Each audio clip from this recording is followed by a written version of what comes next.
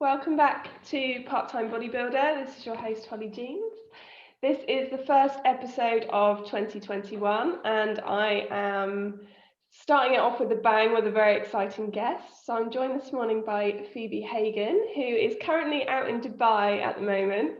So we're having a bit of fun with connectivity and technology this morning.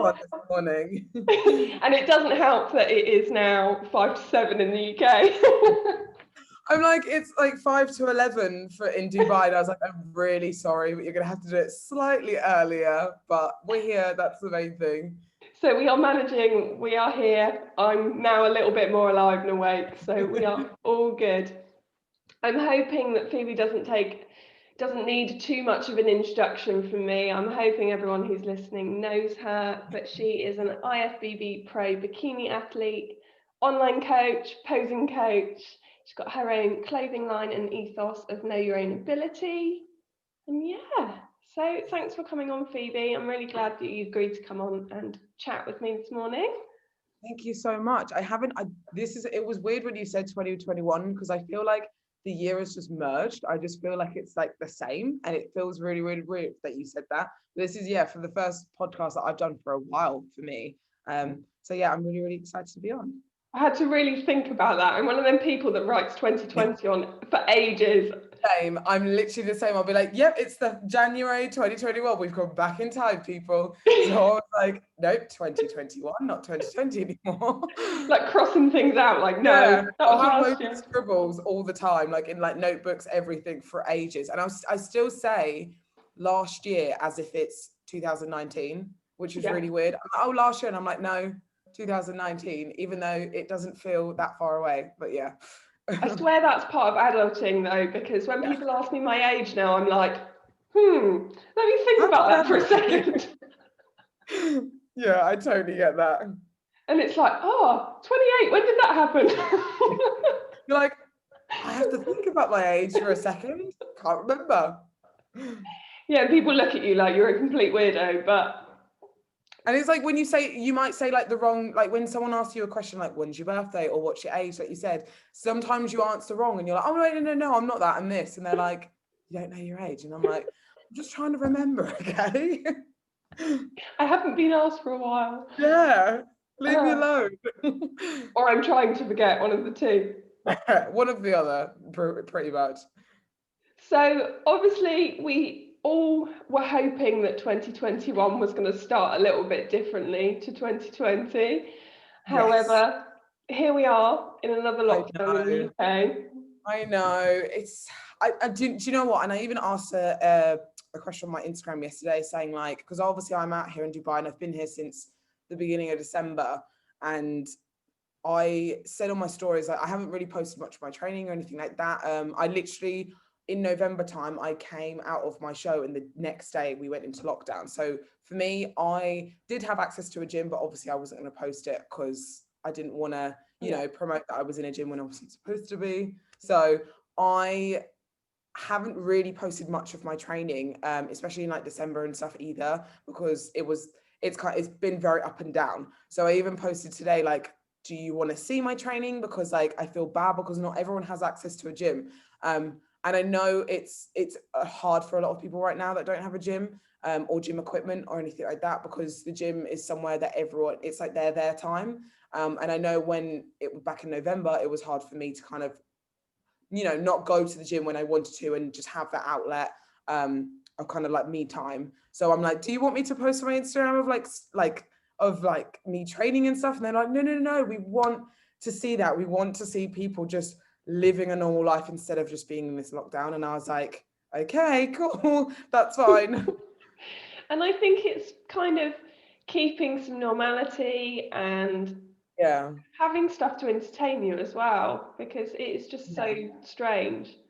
Yeah, it's a very strange time for a lot of us. I think it's hard to get over it, if I'm honest. And I was speaking to my sister yesterday and she was like, it's frustrating because you want to be annoyed, but the end, like, there's just no point wasting your energy anymore. There really isn't, because there's nothing you can do about it really anyway. You can sign petitions, you can sign, all these things to kind of say like, no, we don't want to do this. But the outcome is still going to be the same, which is always frustrating. So there's no point being so frustrated and wasting your energy on it anymore. You just have to try and it's easy for me to say because I'm like obviously not in the UK, but that's the advice I've kind of been giving everyone within the situation, like in the UK and in lockdown and isolation and stuff, is there's no point wasting your energy on being negative about the situation. You've only really got to just try and find the positives at this point. And my view is that the world never stops turning, and you Yeah. either get on with it or you kind of waste time being negative, and that's kind of your choice. Yeah. And it's not to say like it's okay to be not okay in this situation, because in November time, especially for me coming out of a contest prep, it was like show day was on the Wednesday, which is so weird because obviously we were going into lockdown on the Thursday. So two bros were like, do we do the show? Do we push it back and do the show potentially in December, or do we do it on Wednesday, like literally 5 days earlier than what we were supposed to do? And we were 5 days earlier in prep, which is so crazy. But yeah, we went into lockdown on the Thursday. So for me, it was like, I had all these plans in November, like excited to kind of like, not be out of prep, but be able to do things with my friends. And like, it's been a long year and all that type of thing. And then when I was in lockdown, I just got so unhappy with where I was at. And that's why I came to Dubai and stuff. And I know that feeling. So it's not easy being where everyone is right now in the UK in January time, but there is light at the end of the tunnel. We have to kind of remember that there is going to be an up, because there can't be any Can't go more on forever. get worse. You know what I mean? So that's what I'm always trying to tell everyone. It can't get worse right now. It can't just keep going down, down, down. There is going to be some positives at some point. So you just got to kind of keep that in mind and hope for the best. Yeah, and I find I'll be honest, I've been in a bit of a funk this week. It's been, I think for a lot of people, it's kind of been the straw that's broke the camel's back, because you're positive, and then it's like, okay, we're doing it again. Yeah, it's the third time for the UK, so it's literally like, okay, come on, like it's almost been a year. Surely it's kind of like going, upwards at some point. So I so understand everyone's frustration and stuff. And it's, like I said, it's so hard because there's nothing you can do about it, especially if you just want to stay in the UK. And that's why you see all these memes that everyone's just gone to Dubai, and I'm like, it's not, obviously you don't have to do it, but that's kind of was my choice. I kind of just took a leap and I was like, I don't want to be compliant. So I was just like, let's just go. Yeah. So yeah, which was my choice. And obviously that's why I always try and take into account like other people's feelings when I do post on Instagram, because I know people aren't in the same position as me as well. So that's why I'm kind of like posting on Instagram some things, sometimes I'm not, because I don't want to just be like, yeah, I'm doing this, and people be like, cool, we're here in the UK suffering. So I don't, yeah. Yeah, and I think it's hard for everyone, isn't it? You may be out in Dubai, but then that comes with sacrifices as well, like you're across the other side of the world from your family. So I think it's very easy to kind of say, yeah, it's easier for me because X, Y, and Z. We never kind of say, yes, I'm struggling and this is why, because you always feel bad that someone's got it worse. But it is fine to find whatever situation you're in hard. Yeah. Even if you know that it's not the hardest situation, it's always okay to be like, I am struggling with this situation. And it was, like I said, the same with me in the first lockdown. I was in not first lockdown, the November one, the second one. I was like, I'm struggling because I'm post show. I can't see my friends. I can't do this. It's not the worst thing in the world, because there is worse off, but it was still my struggle at the time. And I didn't know how to kind of disclose that, because I was like, well, I feel bad because I know there's way worse, so yeah, it's okay to struggle with your struggles, with whatever that may be, Yeah. So if we start then with last year's season, because I think that's probably quite a good lead in. Yeah. Obviously last year was a bit of a strange one. So you ended up doing Alicante and the Two Bros show. Yes. Two shows last year? So only 2 shows, and that was actually the least amount of shows I've ever done in a year. So the least amount of shows I've done in a year is 5, which is still a very large amount. The most amount of shows I've done in a year is 9, which is a very large amount as well. And overall, I've done in 5 years of competing, 30 shows, which is a large amount, very large amount. But yeah, so I've done 30 shows. So for me, 2020 only doing 2 shows was so strange, but it was probably the best physiques I've ever taken to stage, for sure. And I learned a lot about, I think everyone's learned a lot about 2020 in terms of, it was the year that kind of, it brought everything out of you in terms of like what your passion was. Yeah. And not to say that if you didn't prep in 2020, then you're not passionate about bodybuilding or anything like that. But it taught everyone, I think, a lot about knowing what you needed to do and discipline.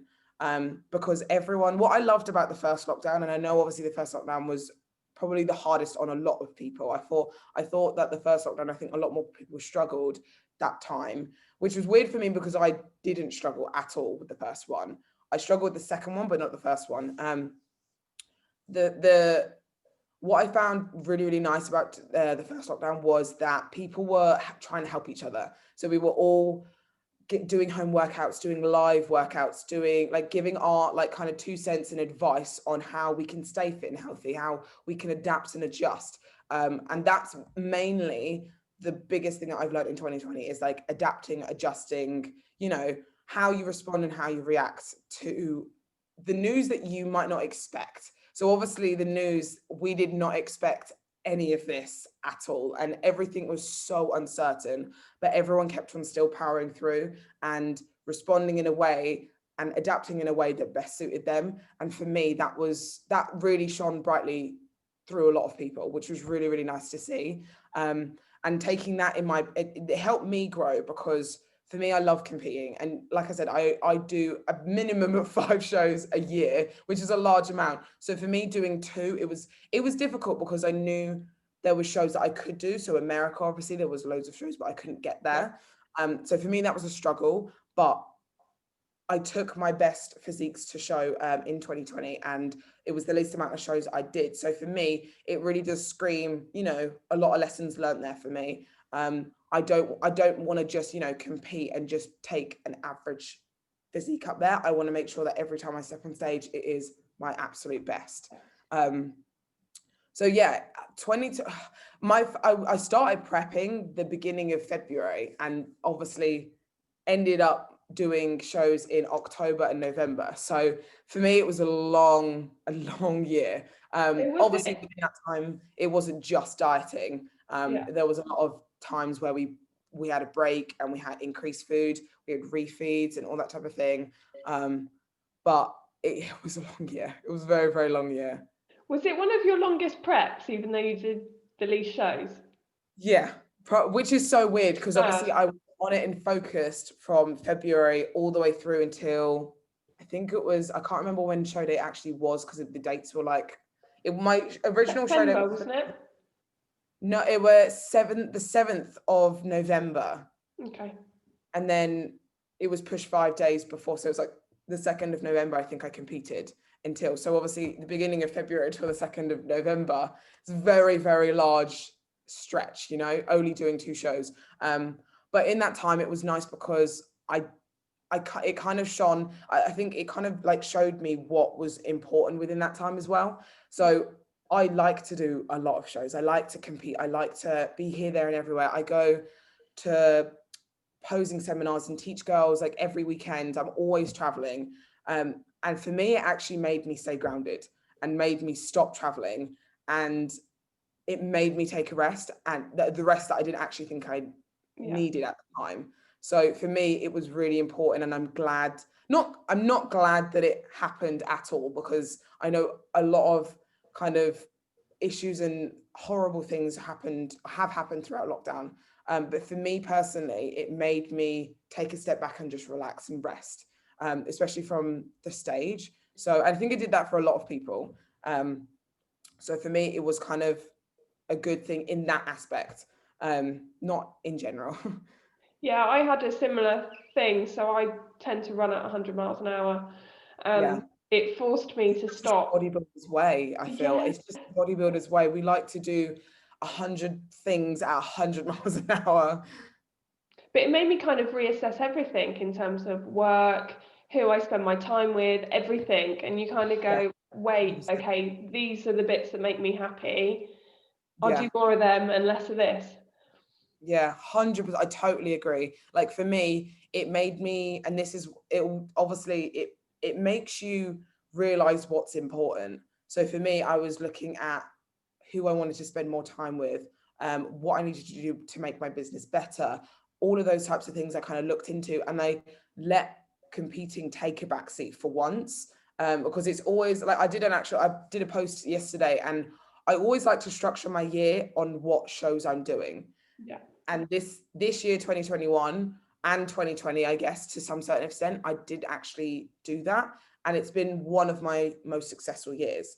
And for me, I think sometimes I love competing and I love wanting to, step on stage and bring my absolute best, but sometimes it needs to take a backseat so you can push forwards in other aspects of life, because competing takes up a lot of time.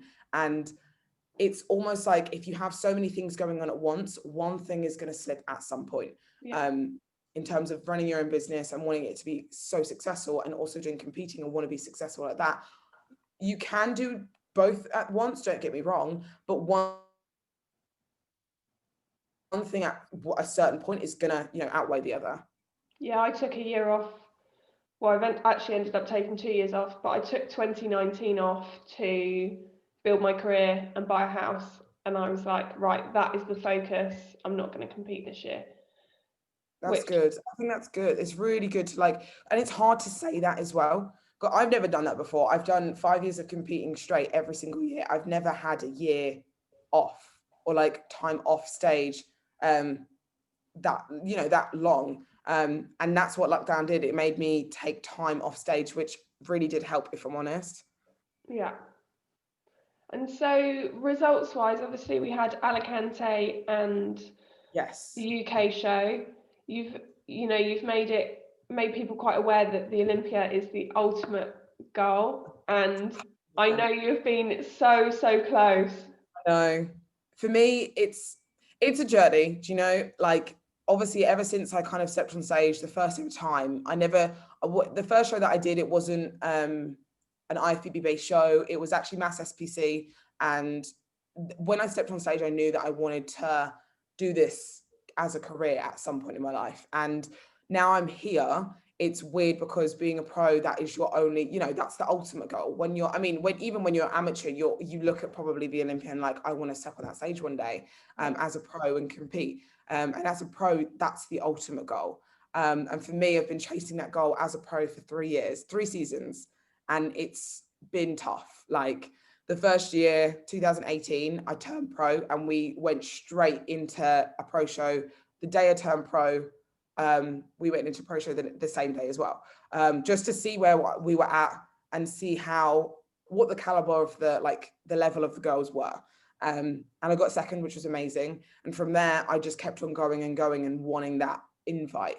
And at that time, you had to get it was a tier system. So you had to be in the top 20 to get the invite. You couldn't just win your show and you get an invite at that time. So my first season as a pro, I got 24th, which was amazing. And for me, I was like, do you know what? That's really good for my first year, especially starting halfway through the year, because I think I got my pro card in June and the cutoff point was in August. So I was like, 2 months, being 24th, that's amazing. I'm happy with that. Second year, it was still top 20, and I got 22nd with 2 points to spare. So that was tough for me. I was like, okay, it was really close, and it was a case of if I got 5th place or if I'd got a 3rd place at one of my other shows or something like that. And that was the year 2019 I actually won a show. So that's quite a large step if you do win a show. Yeah.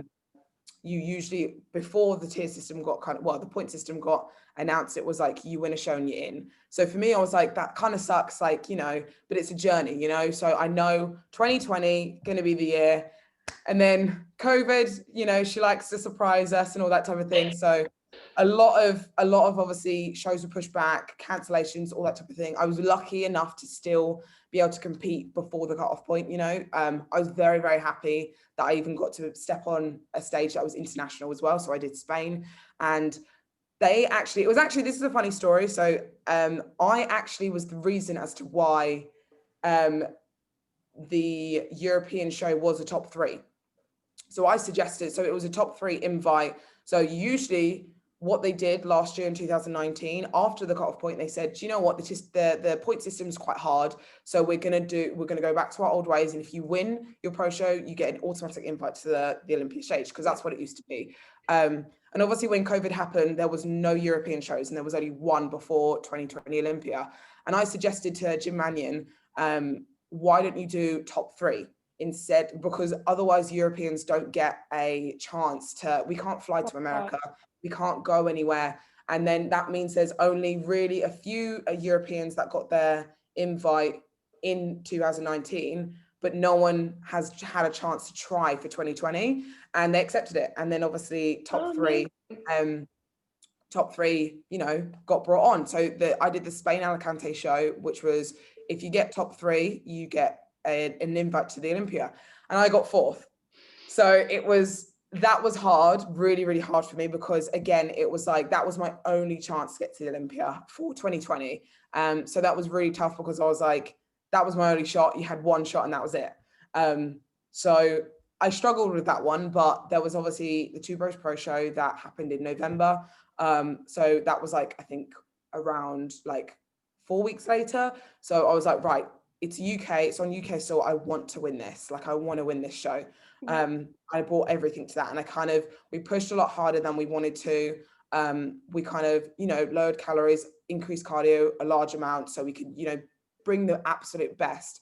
And obviously there was a lot of stresses the kind of weeks commencing, whereas the government in the UK obviously announced lockdown would happen before the show. So everyone was like, oh my God, the show's not going ahead. So I was like, this is stressful. But then Two Bros were like, it's still going to go ahead. Like, we're still going to put it on, blah, blah, blah. And it was literally only 2 days before they said I think it was, our show was supposed to be on the Saturday. And on the Monday they announced, the week before, on the Saturday, they announced the lockdown on the Thursday before the show. And Two Bros said on the Monday, we are running on the Wednesday. So we literally got told we were 2 days out at technically 6 days out. So we were like, all the lives going on, and it all just kind of kicking off. So much. It wasn't kicking off in a bad way, but I think everyone just wanted to know what was going on. Especially, it was the pro, because they still ran the amateur show, they still did the pro show, which was amazing. And like, if I'm honest, I really take my hats off to Two Bros, because in any other situation, people wouldn't have taken that challenge, and they would have been like, do you know what, we'll postpone it until things have gone back to normal. But imagine that feeling, being a week out and being like, do you know what, we're going to postpone it till like December, which will be 4 weeks out. And that would have been really hard. So I'm really take my hats off to them, to be like, do you know what, we're going to make it work, and we're going to do it on the Wednesday instead of the Saturday. So yeah, I did that show and I got second. So it was, again, this year, 2020 was a year where it was like one place away. So for me, it was hard in the moment, because I was like, it's one place away. Why is it always like so close for me? Why is it always like literally within touching distance? It's never like the actual goal. But for me, it's made me so much stronger as a person, just being that close, because it just burns it every time so much harder. The ultimate goal obviously is the Olympia, but the journey that I've had, inspiring many people along the way to be like, do you know what, don't give up on what you want, has been kind of the icebreaker for me. It's been like an amazing thing for me to realize. And I had a lot of love after I got second at that UK Pro show, even after Alicante, because I kind of said like, do you know what, it's okay to be disappointed within the results. Because, you know, I set a certain standard for myself as a pro, especially representing the UK. So for me, it was hard, but I'm okay with the challenge. I'm okay with still moving forwards and going up from here. And I love competing. It's not about just the trophies and the placings for me. Obviously, the end goal is the Olympia, which does involve placings. But for me, it's not purely just about that. It's about stepping on stage, inspiring others, bringing my absolute best and bringing my best out within myself and stuff as well. Because I feel prep does that. It really does that in terms of like, when you're going through the whole process and you find something hard and you're like, I can't give up at this point or else it will ruin my progress. So you keep going, and it makes you disciplined. It makes you learn a lot about yourself. So, but yeah, 2020 was a season. I won't lie. Many shows got cancelled for me because I was supposed to compete in May, the beginning of May in the US. And obviously I couldn't fly to the US. I actually got almost stuck in the US because I went to the Arnold's. This is when it was all happening as well. I went to the Arnold's and watched the Arnold's. I watched my best friend Regale do the figure Arnold's at the pro show, and that was when the audience got cancelled, the expo got cancelled, and it was all like happening. And it was quite funny. Well, not funny, but I was at the airport and every European flight got cancelled apart from my flight, which was very lucky. And I somehow windled my way back to the UK right before lockdown. So that was interesting. But yeah, 2020 is a year, very big year. But it's helped me learn a lot about just competing in general, what we can handle and adapting and all that type of thing. So it was a good year. It still has its holes in it. There was not gonna lie, there was still a lot of downtimes that were tough and stuff that I probably haven't like disclosed and stuff like that. But I think a lot of people had a lot of problems and issues in 2020, but we've also overcome them. So yeah. And I think what people love about you and find inspiring about you is the honesty and the willingness to share it, warts and all. You know, you are honest and say, you know, I am disappointed, this wasn't what I wanted, but this is how we move forward. So something I'm really interested in is, how did you pick yourself up from that? Because obviously, like you say, you did struggle with that result. So how do you then turn that round into a positive and keep pushing forward? I think what I do is allow myself to feel emotional. So for me, I think a lot of people, I did this a lot in my first season when I wasn't, so my first season, I won my first show and I got the overall bikini. So for me, going into any other show, I was already like, I love this feeling of winning. I want to do this every single time. But you've got to realize that it's not going to be like that every time. So for me, I went from a show that was, I said earlier, was Mass SBC, which it's not a high federation or anything like that. It's kind of like just for uni student. At the time I was a uni student. It was just for uni students. And you can just like do bodybuilding and see if you like enjoy it and stuff like that, which is a really good way to get into bodybuilding, if I'm honest. And then I went straight into a UKBFF show. So that was in 2016. That was the highest caliber federation, because that's the way you can get your pro card, your IFBB pro card. So for me, I went in the highest caliber federation and I got 6th place. So for me, I was like, wow, this doesn't feel nice at all. I don't like losing or not getting top 3 or winning or anything like that. Not saying 6th place isn't good, but it's not winning. So for me, I've always been a very competitive person. So I was like, I'm not going to give up. I'm not going to not give up until I've, got what I want. So I kept on going. So next show I did, I got 4th place. I was like, okay, cool. I'm improving. That's the main thing. I'm improving. Next show I did 4th place again. I was like, okay, what am I doing here to keep striving forwards? What can I do to still get that top 3 1st place? And for me, I think at the beginning, it was me chasing that win and that top 3 because that's what I loved. I mean, I love that feeling of like, do you know what? I've been rewarded for all my hard efforts. It feels so good. This feels so good. But what I didn't realize was I was kind of creating this disciplined person throughout that process, if that makes sense. So for me, I think I did it without even realizing, chasing, that amazing feeling of getting that placement that I want, but also creating this woman that I didn't realize loving competing and becoming very disciplined, but also creating the mindset of you need to make sure that you can keep going even when you get knocked down. And you have to adapt and kind of realize, okay, how can I improve and go up from here? Because what I like about it is you feel emotional within the moment, and you're like, do you know what, this sucks. Like, I don't want to be, I want to get that top 3. I want to get that first place. And you feel that emotion in the moment, but you have to move on from that. You can't sit in that for a long time, because that's not where you improve.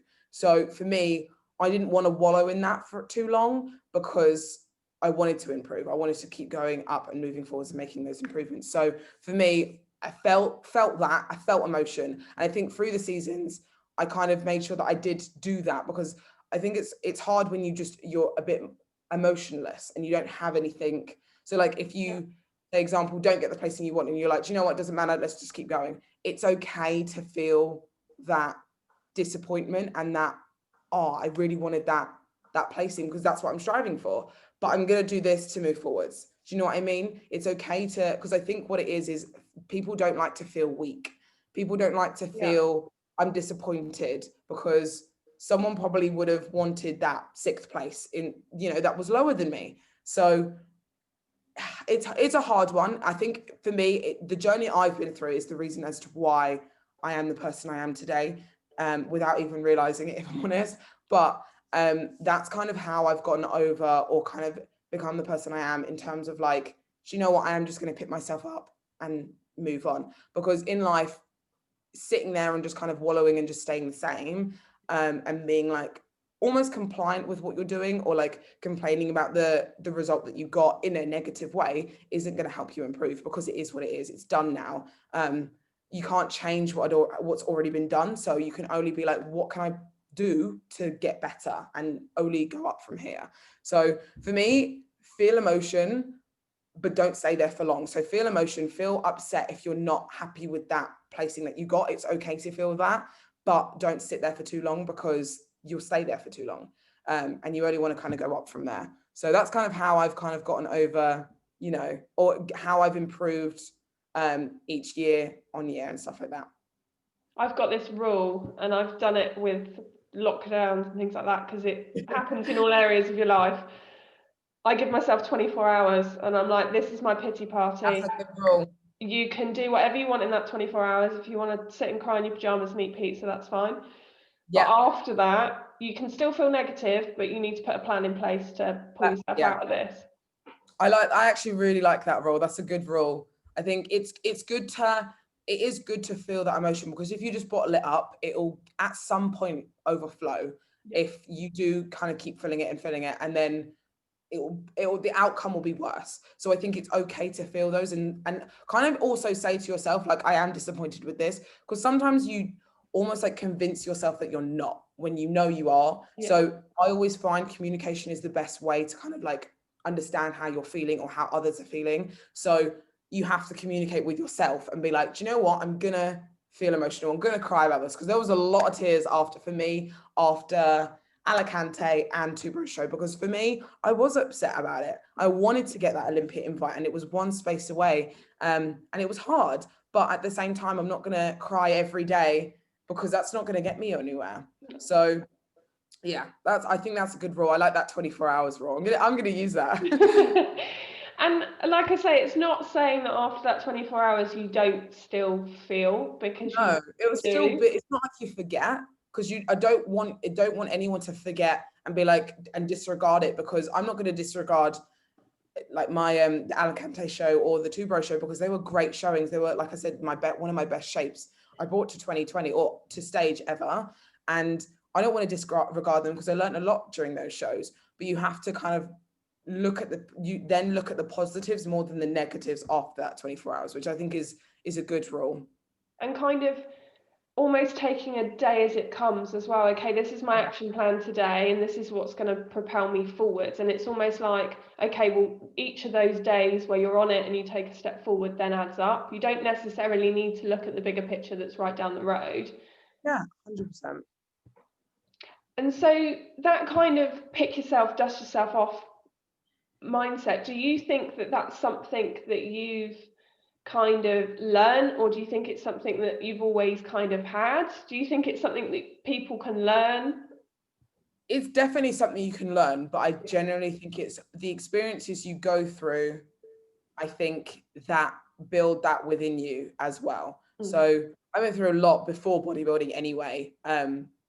a lot of personal stuff, which is very hard to kind of like go through as like life in general. And I think that mentality, oh, sorry, my phone just went off. I think that mentality is difficult, but it creates you as a person. And I think it's the way you respond to things. So if you respond to things in, you know, a negative way, and you're like, do you know what? No, like I'm not like, I don't want to grow from this. I don't want to do this. I want to just, you know, sit and wallow. And that's you'll stay there, unfortunately.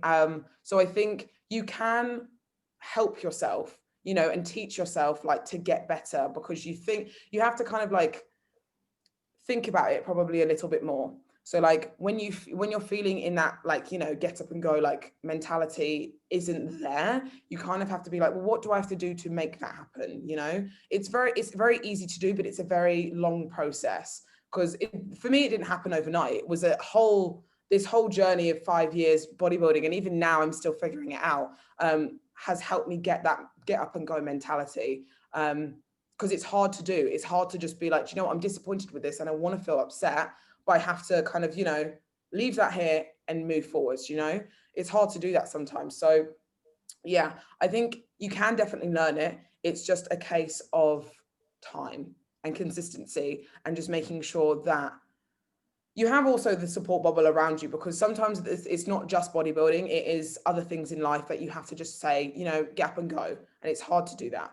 So yeah, you can definitely learn it, but it's definitely the experiences that I've gone through that have helped me grow into the person I am today, I think, for sure. Yeah, and I do find that a lot of people who've kind of harnessed that mindset are people who have had real struggles as well, have kind of Yeah. learnt it through real life experiences and, Yeah. you know, hard times, and it kind of, like you say, it transfers to everywhere. Yeah. And I think it's kind of a thing where it does make or break you.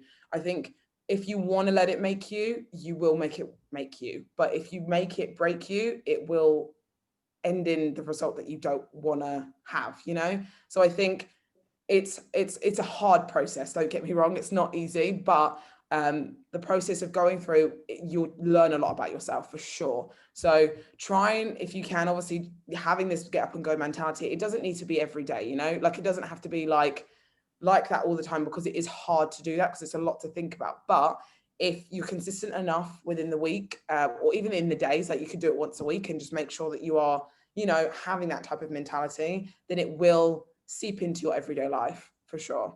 Yeah, definitely. Okay, well, something else I wanted to talk about, which is a completely different subject now. Well, not really, because we're still on bodybuilding, but Olympia this year, I know it has divided a lot of people, and there's been a lot of like really interesting discussions around the bikini category, where it's going, what the result meant, whether people agree with it or not.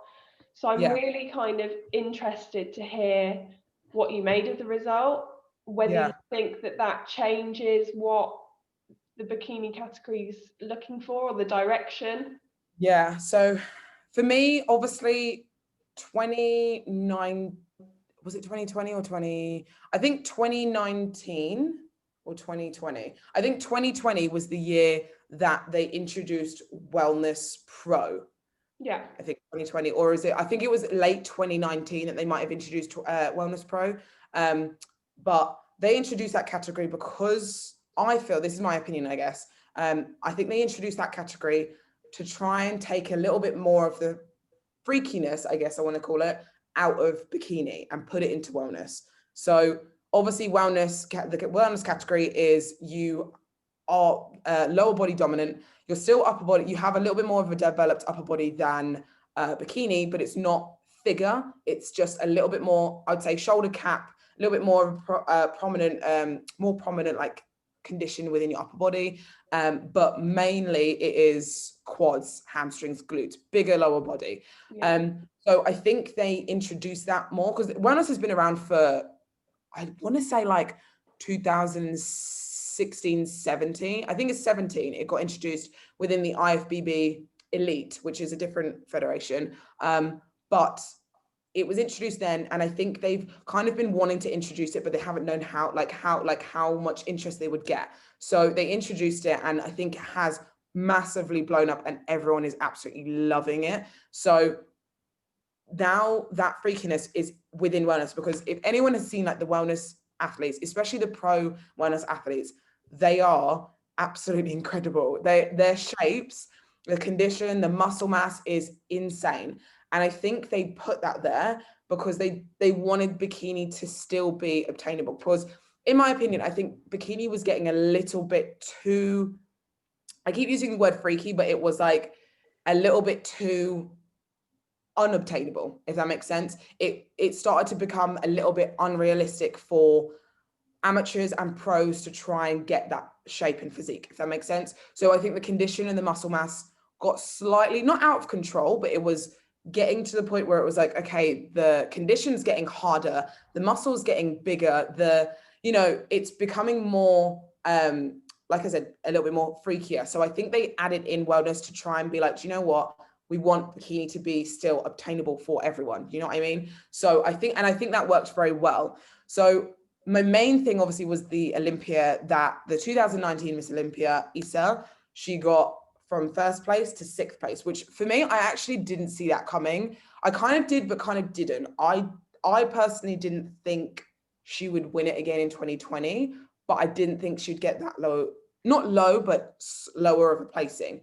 So for me, that sent a massive message to say that this is not what we want anymore, because they wouldn't have placed her that low if they weren't wanting to send a message, I think anyway. So because the top five, I think, were very, not massively different, but slightly more similar than what they were to Issa, if that makes sense. Because I find Issa's shape, I love Issa's shape, don't get me wrong. It has so much like femininity with muscle and condition, but it was slightly more harder to achieve.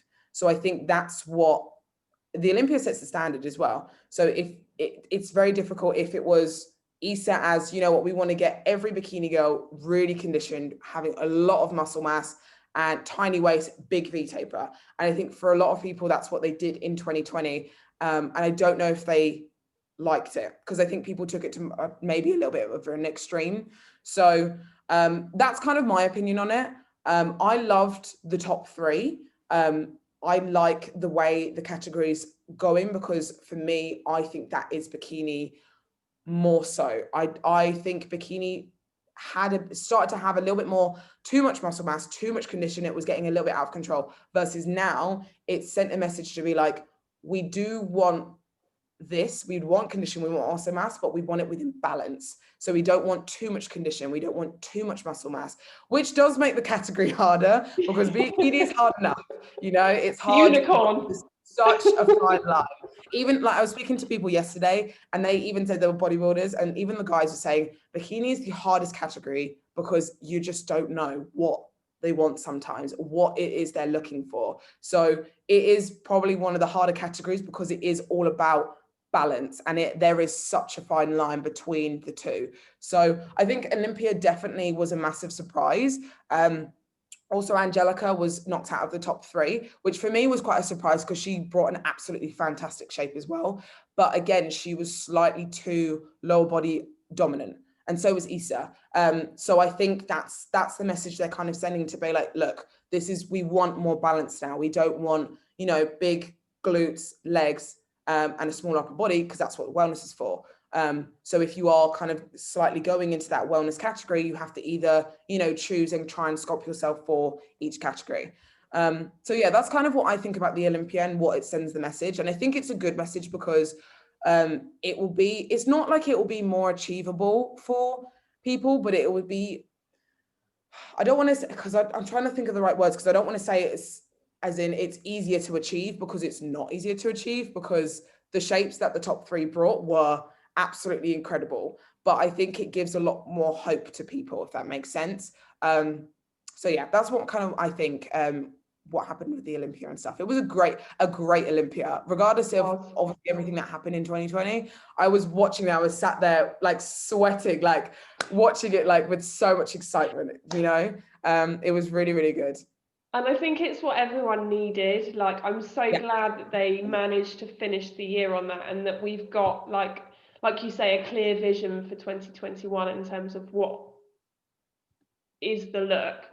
Yeah, because a lot of, obviously at the last minute, the Olympia got changed. So obviously it's always been in Vegas. It has been for however many years, and got changed last minute to go to Florida because obviously of the lockdown and COVID and stuff. So I was like, oh my God, is Olympia still going to go ahead? Like, they can't just pick up it and move it to a different state. Like, how are they going to do that? Yeah. And they managed to do it beautifully. And so it was really, really good. And I was hoping that they did pull it off, because I would have hated, especially being in that position where you worked your absolute hardest and you're really, like, it's like any other show that's happened obviously this year. It would have really sucked if people, especially pros, well, not especially pros, I think everyone couldn't have ended their year on that Olympia stage if they'd worked that hard, their hardest, if they couldn't have been there. So it was really good to have seen like the year. And I think it always gives people that motivation that they need. It definitely gave me the motivation that I needed, especially during obviously all the stuff in 2020 and stuff right before Christmas. So I think it was really good showing and stuff. Yeah, and I think you kind of forget that those top level athletes are just like us as well, and that uncertainty and those dates moving and COVID and everything affects them just as much as it does us.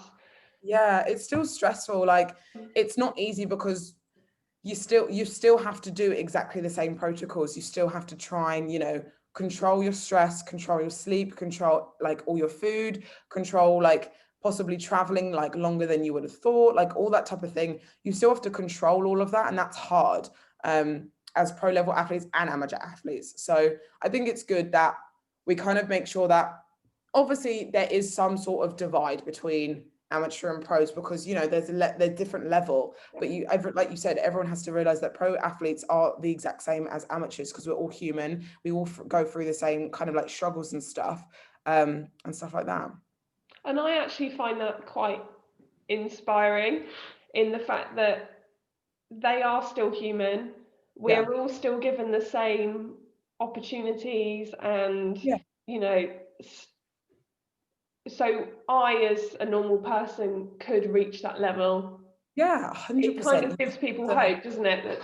Yeah, you just have to put in the work, like it's the same as anything. Like, you can become from an assistant manager, you can become a manager. Do you know what I mean? Like, you just have to put in the work to do that. And you can become an amateur athlete to a pro athlete. You just have to put in the work. So I think, yeah, it's difficult, because I think people do put pros on a pedestal, but it's also good that they do that, because they do that because they want to give themselves that little bit of motivation that they need to get to that level, So it's not like I put pro level athletes that I look up to on a pedestal as well. And I'm like, do you know what? I love Jen Dory and Laura Lee and Angelica and Issa, like, above me, because I inspired to be that one day. But like, they're the same caliber as me. They're still human. They're still pro athletes. Like, do you know what I mean? So I think it's good that you do have inspirations, but you also have to remember that they are also going through the same struggles as you. They are also going through, like, they are also human, So. Yeah, definitely. And so it's definitely that top 5, like you say, it was very much about shape, flow, balance. The other thing that I massively noticed, and I think the thing that pulled that top 5 into their placings, was their presentation. Because I think 100%. A lot of not even top 5, the top 10, top 15. Like, I was watching that stage like a hawk, because as opposing coach, for me, that is my main profession in terms of being opposing coach. I was looking at every single person's presentation, and even everyone that stepped on that stage, their presentation was absolutely spot on. So the top 15, top 10 was absolutely incredible. Like, and the thing is that really stood out for me, they all had their own flair. They all had their own little thing that they did that was like, I've never seen that before, or that suits them. I couldn't imagine that on someone else, because that is theirs, and I really liked that. I really, really liked that. And I think that like I said, as opposing coach, it's nice to see such individual presentations coming out, because obviously within the NPC, there's only a few poses, really. It's not the same as like your quarter turns. You have a few like quarter turn poses, and you can do quite a few. with NPC, IFBB, you have two. You have your front pose, your back pose, that's it. But you have to make that worthwhile, and you have to kind of, structure that and create that into your own personality and try and be individual, which is hard to do with just two poses. So I really enjoyed seeing all of their routines kind of come to life and show them within their routines and stuff. Yeah, and the thing I love about Janet, I'm a complete Janet fangirl, is that the femininity and the confidence just oozes out of her. She literally walks on that stage like, I'm gonna win. This is my stage. I love it. I absolutely, and I totally agree. Her confident levels are through the roof, and it's generally definitely what brought her that win over the top. It was absolutely incredible. So I love the way how, especially so talking about the top five, like the way how pristine they are, how kind of confident they are, because I've spoken to a lot of them, and they're all nervous. They're all I want to win. I want to get that first place. All of them probably did. Well, all of them definitely did. But you don't see that on stage. No. You don't see that nervous feeling when they're up there, knowing okay, I want that first call, I want that first place, placing, and that's what I really love to see. I love to see when people are just confident within themselves, do you know what, I brought my absolute best and I'm going to show you, so yeah, it was really, I'm such a fan of any type of posing. That's the first thing that I'll watch. Obviously that's what you watch anyway, but I'll be critiquing and looking at things to just try and always improve and stuff. So yeah, it was really, really nice to see on the Olympia stage how confident everyone was. And so kind of taking that, looking at the Olympia is obviously the pinnacle of it, taking that back down to an amateur level and what people kind of present this year potentially, what are kind of the common mistakes that you see with the girls that you pose? Oh, okay. So I'm oh God, I'm trying to think now. Put you on the spot. I know, I'm I don't know. I think what I would say mainly for the amateur athletes is it's difficult because you have a time limit. With amateur athletes, you have a time limit. So obviously that pressure sometimes does get to you where you're I need to be quick. I need to be, get in there, get in out. Whereas, and that makes them rush and makes it get a little bit messier. So I think when they go on stage, the mindset is, okay, I've got this amount of time, I've got to be quick. And they don't take their time. So they don't present themselves, they don't show themselves to their fullest. And that's what I do find sometimes. I know it's hard to get over that because within the NPC league, you only actually get 10, it states on the website, 10 to 12 seconds when you hit the cross. So that's a hard, thing to do. Front pose, back pose, turn around, 10 to 12 seconds. That's hard to do, especially controlling everything, going slow, making sure you're presenting yourself well. So that's hard to do, but practice makes perfect. So I did that. I had to do my 10 to 12 second routine, and I rushed it a little bit, don't get me wrong, but I still was able to present myself best. But what I do find with the amateur athletes sometimes is that they do rush themselves and they get, worked up, and you can see the nerves. So what I try and say beforehand is take that away.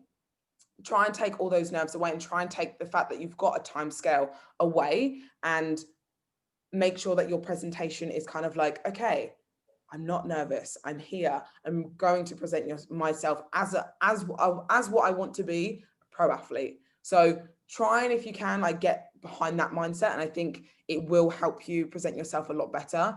And obviously, practice makes perfect. Like what I said earlier, I think sometimes some girls do leave it slightly later for posing. They'll come to me maybe 8 weeks and be I have 8 weeks to practice posing and I haven't done anything. And I'm that's fine. We can learn it, but it's going to be a process. So just be ready for the journey. I try and get girls to practice in their off season, once a week in their off season, or once a month in their off season. So you can keep, it's you don't want to get everything rusty. So if you've competed beforehand and you're trying to get back into it, still keep practicing in your off season. I still practice 5-10 minutes after not every session, don't get me wrong, because I don't do it all the time, but 5-10 minutes, give myself, let's just go through the motions. Let's go through the poses. I know posing is hard in your off season because I think a lot of people are like, I have more body fat than I would like. This isn't supposed to be there. That's not supposed to move. Like, so for people, it's hard to pose, but you'll thank yourself in the long run when you're in prep and you're like, do you know what, I can pose, and it's not even like difficult at all, because what you want to try and do is present yourself as naturally as possible on stage. So if you feel like stiff or it doesn't flow, then you haven't practiced enough. That's what I think anyway. Yeah, off-season posing is definitely interesting. Yeah, I'm always like, oh, that role's not meant to be there. Let's try and contort myself. That's not supposed to be there. That doesn't look right. So I get it. The mental aspect behind posing in your off season is tough, but your off season is needed anyway. So but if you get over that mindset, you can then easily pose. And if you want to, just pose in your clothes, because you're not looking at the posing. You're not, especially in your off season, you're not looking at your body shape for the moment, because that's under construction, I call it. But at the moment, you want to focus on keeping that flow, keeping the shapes, making sure that you're not, getting tired out from not doing posing and stuff like that. So you do want to try and keep those balls moving forwards and stuff, whilst keeping, accountable with your posing and stuff. But it's not a case of you have to show off your shape all the time. If you don't feel confident, do it in your clothes, do it in leggings, do it in sports bras, and just do posing. Just go through some of the motions, because it'll help you in the long run for sure. Yeah, and I think knowing, like, if people are coming and doing a session with you, like, you get it, you're not going to judge someone. I think everyone feels like they have to go, oh, sorry, I'm in off season, kind of. Yeah, and I'm like, girl, it's fine. Like, it doesn't matter about that. Like, we're here to look at the choreography. We're not here to look at your body at the moment. Like, we want to just make sure that you know what you're doing on stage, what you need to do, what the plans, what the steps need to go put into place before you step on stage. So for me, it's like disregarding it. Like, when they're in prep, we can then look at their body and be like, okay, you need to put this foot here because this shows off this line or this glute or this, that, you know what I mean? You don't need to do that in off season, because your body is going to be different in prep. So yeah. Yeah, that's a really good way to look at it, actually. And I've never thought about it that way. I've kind of always thought you're kind of still looking at shape and how you present yourself. So I mean, obviously, don't get me wrong, you're still looking at shape, but your shape is going to be very different in prep. So mentally, you have to kind of disregard yourself from that and be like, you know what, my shape isn't going to look like this. Not that it's like a bad thing, because you don't want to say, oh, my shape's going to look different in a good way, because you should still like your off-season body. You should still like feel comfortable and confident in it. Obviously, I know it's hard to be confident and comfortable in it sometimes, because you have slightly more body fat on you, and sometimes it's uncomfortable, don't get me wrong, but you should still enjoy like the process of posing and make sure that you're accountable and stuff like that. Yeah, I always think, well, that role's not going to be there when I'm lean, so it's fine. It's fine. It'll be gone in a few weeks. It's all right. There is still a waist there. It's fine. Yeah. So if we finish then, because I've probably kept you for long enough now. That's okay. What's next? What are the next steps for you? Well, there's a lot going on at the moment, obviously, with the world. 2020 is, 2021. We talked about this earlier. I just said 2020 and I'm like, we're not in 2020 anymore, we're in 2021. So 2021 is a year that I'm not too sure. Like I said this in my post yesterday, I'm not too sure when I'm going to be competing next. I have a few dates in mind, but for me, I'm mainly focusing on a big project of mine that I'm doing, and it's taking up a lot of my time. It's mainly, I'm kind of announcing it like soon. It's mainly to do with posing, to help you stay accountable with your posing, because that's what I'm trying to transition myself as a coach. Because I do online coaching and posing coaching, but I'm trying to transition to do posing coaching way more. And I'm building something up that will help you become accountable. But I'm trying to not like give too much. You're like smiling and I'm like, we're talking riddles now. No, I'm trying not to discard too much. But what I'm trying to build is some sort of way to keep accountable with your posing each month, and give you a lot of informative information on how you can become better at posing and stuff like that. So it's honestly, not to sound big-headed or anything, it's something no one's ever done before. And I've invested a lot of time and many months of work into this. So I'm really, really excited to kind of like put it into light very, very soon. And hopefully it will be available in the beginning of February. So it was going to be available like mid-January, but I'm like, there's so much that still has to go into it. I've pushed it back. So I've got that going on in 2021. And then obviously, potentially, I've spoken about this on my Instagram and stuff, but I'm potentially moving to Dubai. So that's going on at the moment. So for me, I don't know fully when I will be starting prep or what will be happening with prep. And I've come to terms that I'm okay with that. Because like I said earlier, I always structure my year of, okay, what shows am I doing? Then I'll, like place everything and organize everything around that. And it's kind of the first year that I haven't done that because there's other priorities that are more important. And for me as a pro and as an athlete, I'm like, I'm okay with that. I'm okay with not putting competing first at the beginning of the year. And letting that structure my entire year. Don't get me wrong, the goal is obviously still Olympia and I still do want to compete at some point, but my priorities have always been competing. So for me now, putting my business, myself, my life first, for once in like the first, like, not once, but like for the main reason, for the first time kind of in like the last 5 years, is hard, but it's something that needs to be done. And for me, I actually feel okay with that. So yeah, I'm not, in terms of competing, not too sure. I have some dates in mind. I'm kind of wanting to compete May time, potentially June time. I don't know, whatever happens with the world, that's kind of what I'm going off as well, because I know things are still a bit crazy, but I do want to still get the goal of the Olympia 2021. I do still want to compete at the Olympia this year, but if that doesn't fall into, this year's plan, it's okay. And it's weird saying that because that's been my goal for 5 years and that's all I've kind of like put my efforts into, but I am actually okay with it not happening if that is the case. It's a journey for me. And I know I was so close, the last 2 years of being a pro, I was like this close all the time. But for me, I'm okay with it just taking a little bit of time. So, because I'm in it for the long run for me. So I am excited. I'm excited to start my project and kind of, get a lot of people signing up to this and allowing people to connect with me more through posing and stuff as well. So for me, it's a journey, and I'm focusing my efforts on my business and life at the moment. And then as time goes on, then when I'm ready to prep, then I will prep. So it's exciting, but scary, but exciting. So that's kind of my what's next at the moment. It's definitely exciting. My voice is going. And hopefully that will put you in a better position for the next time you prep as well. 100%. Yeah, 100%. I feel 2020, I had, I think around, how many months did I have? I think it was definitely over a year in between. My last show in 2019 was August and my first show in 2020 was October. So I had all of that time to improve and get better. And I definitely saw an improvement from that.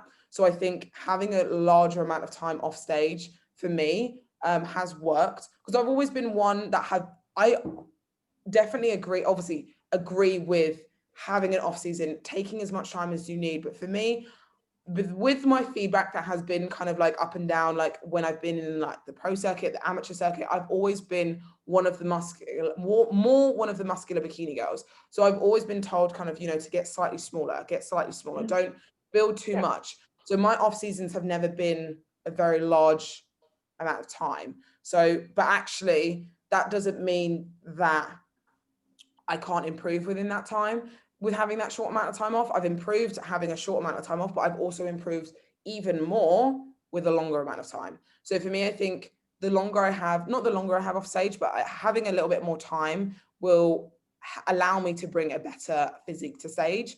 And I think that's also comes down to me because I love competing. And like I said, I structure my year around competing. I'm like, I just want to get back on stage again. Let's go. So I do have that shorter period of time when I could have had a longer time. So again, I'm still learning about my process and how I'm getting better and stuff. So yeah, it just takes time. to get the improvements that we want to get throughout, you know, our competing journey. And we just kind of got to make sure that we realize that. Yeah, and I do think where you are in life reflects in your physique as well. Like if you're really stressed or you've got lots going on, etc. So if you can get yourself in a really good position with where you're living, your business and everything, it's only gonna make it better.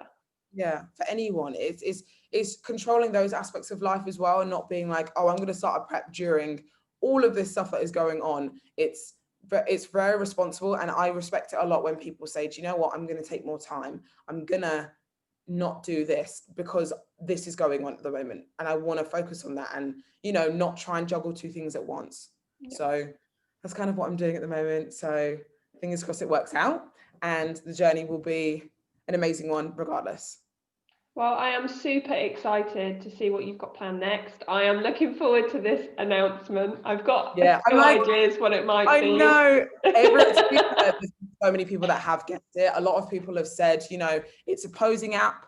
So many people have said like it's a website. So many people have said loads of different things, and they're very close, and it's going to be very, very exciting to kind of, you know, disclose the information that I'm gonna bring. And I'm so excited, honestly, I'm really excited for this year. So it's going to be a good one. Well, thank you so much for coming on. It's been an absolute pleasure talking to you. If people want to reach out or find you, where can they find you?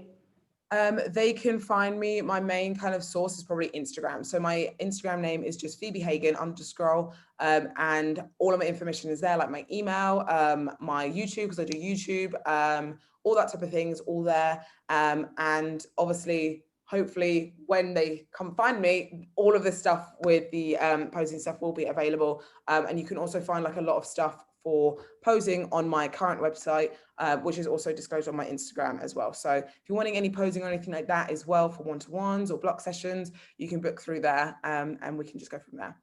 Amazing. I will tag the Instagram, YouTube and website in the show notes so people can find it nice and easy.